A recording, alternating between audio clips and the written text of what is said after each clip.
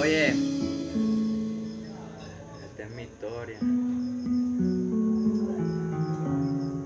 Y yo sé que no es fácil llegar hasta donde estoy. Ajá. Prende la camarita.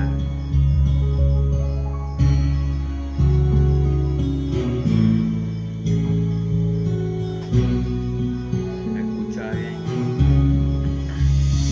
Este es mi sueño y lo voy a lograr porque me dedico, papi, solamente a cantar. Desde chamaquito he tenido fortaleza. No lo iba a intentar, papi, esto sí pesa. Me metí en la cabeza que no podía hacerlo, pero mi papá a la escuela feliz y muy contento. Me miraba en la chamaca y se me burlaba porque decía que a mi estilo ya no llegaba. Pero la verdad no sé qué trataban de hacer, porque mientras más se reían no me daban fortaleza para ser quien quería ser.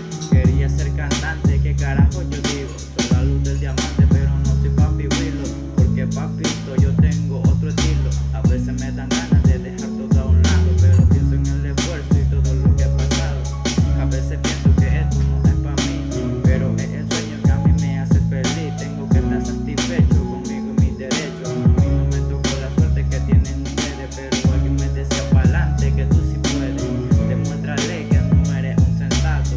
Yo también sé que tú eres novato. Tu primera letra, tu primer canción. Escúchame, papito, algo del corazón. Todos los días me acuerdo pensando en la mañana, escribiendo un nuevo verso asomado en mi ventana, pensando sacar una canción.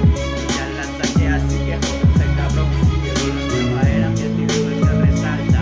Que ya llegó Jordan, el papi astronauta, el dueño de la luna, del sol y del mar. Cuando yo desmayé, el sol dejaba de brillar, la luna se oscurecía y el mar la rebasaba. Dentro de mí, el verde no era nada. Entonces fue aquí yo entendí que ese es mi sueño